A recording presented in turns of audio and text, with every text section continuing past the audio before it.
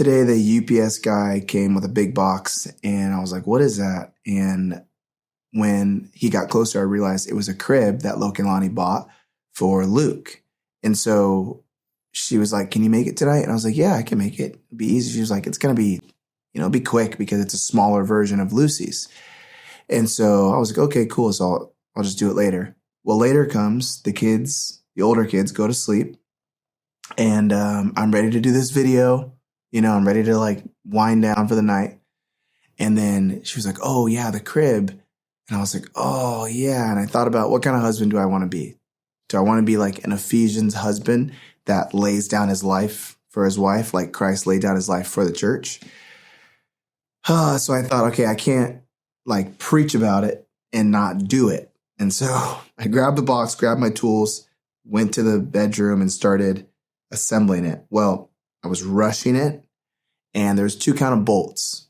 There's like these longer bolts that are labeled longer, but the picture next to the label is a smaller picture than the actual shorter bolts. See what I'm saying? Like the shorter bolts are labeled shorter, but the picture next to the shorter bolts is a bigger picture than the actual longer bolts. Really weird. It's hard to explain. But basically, I was just looking at the picture, and then I went to assemble it, and I got halfway through the assembly, and it was all wrong because I was looking at the picture and not reading the label. And don't you know that God has given you a label? And when you have run-ins with the enemy, the devil, the evil one, spiritual forces, you are not going to have victory if you are looking at the pictures of TV, television, movie, music, books. If you're getting your definition, your knowledge of the devil from those places, those pictures, and you're not reading the label, you are going to get yourself into a lot of trouble. And you're going to have run-ins with the devil because you're a Christian. Most of the time, the enemy just leaves you alone when you're not a believer. But the disciples definitely had more run-ins with the devil than they would have had if they hadn't started following Jesus. Following Jesus means that's going to happen, and that happens in today's story. In Matthew chapter 8, verse 26, shows us how Jesus deals with the devil in a situation that you may not have known the devil was involved in. Check this out. I was reading a commentary about this, and I was like, this is absolutely crazy. Matthew 8:26, and he said to them, why are you afraid, O you of little faith? He rose and rebuked the winds and the sea, and there was a great calm. What's happening is Jesus and the disciples got on a boat. They're going to the other side of the Sea of Galilee, which is really just a lake. It's a lake within a big basin of mountains. And what would happen is the cold air from the mountains would come down the face of the mountains, meet the warm air on top of the sea, the lake, the warm air, the warm sun has been baking on this water for all day. And when cold air, warm air rapidly meet, a storm erupts. And that's what happens. And these were crazy storms. They would happen all the time. Now the question is, where's the storm coming from? Is it coming from Satan or is it coming from sin? Because it says that Jesus rebuked the winds and the waves. Now that's interesting because you don't usually rebuke natural forces. To rebuke means to find fault in, to like cast judgment upon. Why would Jesus do that to a storm, to winds and waves? The wind and the waves are just being winds and waves. They're not being sinful. So why would he find fault with it? He's finding fault with the force behind the wind and the waves. This particular storm was being rebuked because it wasn't just your normal storm. It was a storm with this evil spiritual force behind it. Why?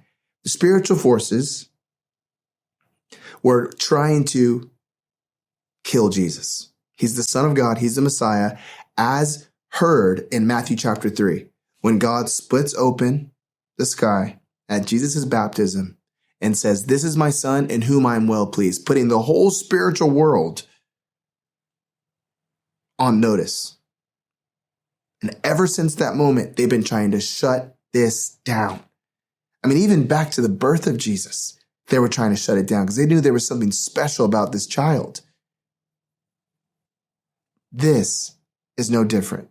This storm was coming to destroy Jesus and the disciples.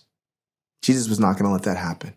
He has authority over the spiritual realm. He has authority over nature. We just saw, if you keep reading the early parts of Matthew chapter 8, he has authority over demons, authority over sickness.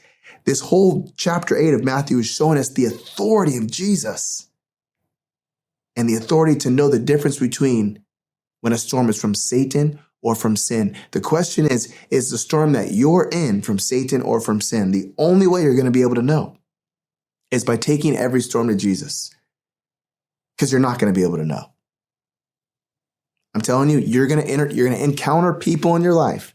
You don't know if they're operating in their flesh or if they're operating in the influence of the evil one. You're going to encounter people like that. You're going to encounter situations. You're going to encounter even illnesses and sicknesses where you don't know if this is coming from your own sin or it's coming from the influence of an evil force. And here's the thing, guys. You're not really supposed to know. The disciples here in Matthew chapter 8, verse 26, it just says that they were frightened and they came to Jesus, and Jesus says, "Why are you frightened?" They didn't know where the storm was coming from. Some of these guys were fishermen, so they'd encountered storms before. And really, they didn't care where the storm was coming from, whether it was from sin, God sending judgment upon their sin, a consequence or something like that, a punishment, or if it was from the evil one. They didn't care. All they did was they brought it to the one who could handle a storm, and we must do that. Because the good news, the gospel that changes everything, tells us that Jesus was the one that let the storm take him so that we would have the power and the access and the ability to take every storm to him. Jesus let the storm take him on the cross. That's what the cross is. It's the storm of God's wrath, God's cold, hard wrath meeting the fires of sin and death and colliding and erupting into the storm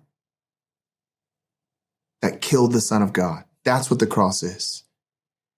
Jesus laid down his life and let that happen so we could have the power to, and the access and the ability to take our storms to him.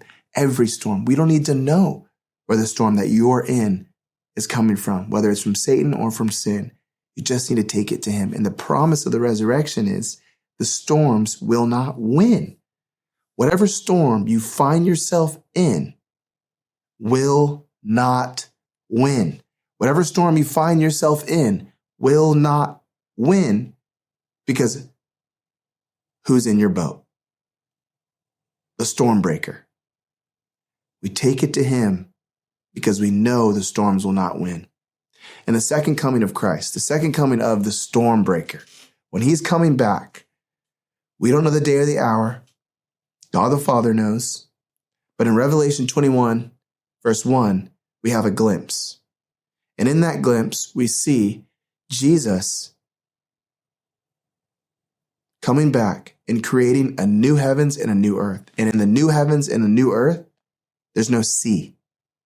Isn't that interesting? What a crazy detail about the second coming. When he creates the earth again, there's no ocean. Why? No sea means no storms. The promise of Jesus coming again means all storms will be gone. The storm breaker will break the final storm and prevent storms from ever coming again. He'll wipe away every tear from our eyes. That day is coming. So in the meantime, what do? We walk in that victory. I heard Tim Keller give this analogy of like football players who, walk out of the locker room thinking, we're going to pound these guys. We're going to win for sure. And when you hear a team say that, what do you want? You want to see them lose, because they're so confident that they're going to win. And that's why a lot of people don't like Christians, because we're like that. We already fight from a place of victory. We bring our storms to Jesus because we know he's the storm breaker, and one day he's going to take away all storms. And even the storm that we find ourselves in cannot win. And that just irks people. That makes people mad. Because we know we have the victory already. But when you know who you are and whose you are, you know, I don't have to walk in fear. I can walk in faith. Amen. What storm are you in right now? And are you going to take it to Jesus? What storm are you in right now that you need to take to Jesus? That's what I want the comment question to be. Tell us your storm and tell us, obviously if you're going to tell us, you're going to take it to Jesus. But here's a better way to say it. What storm are you in right now that you need to take to Jesus? There we go. That's the question. Love you guys. I'm going to go to bed. It's late. I'm tired. And this podcast is brought to you by Amen Podcasts, available everywhere. The main sermon is going to have a real heavy breakdown of these particular verses, Jesus calming the storm. So don't miss that. There's going to be so much to glean from in that. I've been chewing and eating on the meal of this text all week, and I'm excited to share with you guys about that. But this little sermon just didn't make the main cut, so I thought I'd just place it here. That's what this podcast is for. It's available everywhere. Amen, or Alex Wilson, Spotify, Apple, Google Podcasts, everywhere. Anyway, I'm going to stop talking. Good night. Amen.